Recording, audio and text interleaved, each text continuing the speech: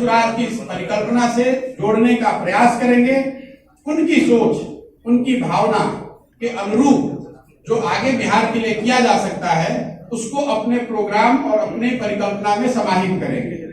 चुनावी रणनीतिकार प्रशांत किशोर ने आज एक संवाददाता सम्मेलन को आयोजित कर कहा कि मैंने कोई राजनीतिक दल नहीं बनाया बल्कि जन सुराज के नाम से एक बड़ी घोषणा की है। उन्होंने कहा कि वे बिहार के बदलाव के लिए काम करना चाहते हैं और उसके लिए ही वे जन सुराज की शुरुआत कर रहे हैं। इस जन सुराज के तहत उनके साथ करीब 17 से 18,000 लोग पहले से ही जुड़े हुए हैं। 3100 अंक होते होते 3100 हो जाए या संभव है कि 2950 हो जाए, लेकिन मोटे तौर पर 8 महीने से 1 साल के बीच में 3000 की व्यक्तिगत पदयात्रा मैं खुद करूंगा। बिहार के हर वो व्यक्ति जो जिनसे मिलना जरूरी है, जिनसे मिला जा सकता है, जो मिलने को तैयार है, उनके घर जाएंगे, उनके ऑफिस जाएंगे, उनका कुंडी खटखटाएंगे, उनको इस जन सुराज की परिकल्पना से जोड़ने का प्रयास करेंगे। उनकी सोच, उनकी भावना के अनुरूप जो आगे बिहार के लिए किया जा सकता है उसको अपने प्रोग्राम और अपने परिकल्पना में समाहित करेंगे। उन्होंने कहा कि नीतीश कुमार अभी भी बिहार के मुख्यमंत्री हैं, उनके साथ अभी 3 वर्षों का कार्यकाल है, इसलिए अभी उनको उनका काम करने दिया जाए।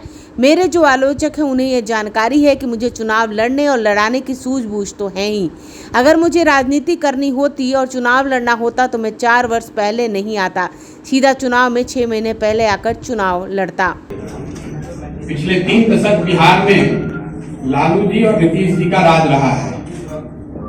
पहले 15 साल लालू जी और फिर अभी 14-15 साल से नीतीश जी बिहार के मुख्यमंत्री हैं। लालू जी और उनके समर्थकों का ऐसा मानना है कि पहले 15 साल जिस समय उनका राज रहा उस समय सामाजिक न्याय की बात हुई। जो समाज में आर्थिक या सामाजिक रूप से पिछड़े लोग थे उनको उनकी सरकार ने आवाज दी। उसके बाद के 15 साल 2004 के बाद से जब नीतीश जी मुख्यमंत्री हैं, उनके और उनके समर्थकों का ऐसा मानना है कि उन्होंने आर्थिक विकास और दूसरे सामाजिक पहलुओं पर ध्यान दिया है और बिहार का विकास किया है। प्रशांत किशोर ने कहा कि पिछले 3 दशक तक लालू और नीतीश का राज रहा। लालू यादव के समर्थकों का मानना है कि उनके शासन में सामाजिक न्याय हुआ। नीतीश जी के समर्थक मानते हैं कि उनके शासन में आर्थिक विकास हुआ। आज भी बिहार सबसे पिछड़ा और सबसे गरीब राज्य है। बिहार के विकास के लिए नई सोच और नए प्रयास की जरूरत है। उन्होंने कहा कि बिहार के लोगों को नई सोच के साथ आगे आना होगा। जिनके पास बिहार को बदलने का जज्बा है उनका साथ देना होगा। अगले 4 महीनों में 16,000 जो लोग हमारे साथ जुड़े हैं उन लोगों से मिलना है, उनसे विचार विमर्श करना है और ये तय करना है कि क्या कोई पार्टी का गठन किया जाना चाहिए। बिहार आज 30 वर्ष के लालू जी और नीतीश जी के राज के बाद देश का सबसे पिछड़ा और देश का सबसे गरीब राज्य है। इस सच्चाई को कोई झुठला नहीं सकता है। विकास के ज्यादातर मानकों पर बिहार आज भी देश के सभी राज्यों में सबसे निचले पायदान पर है।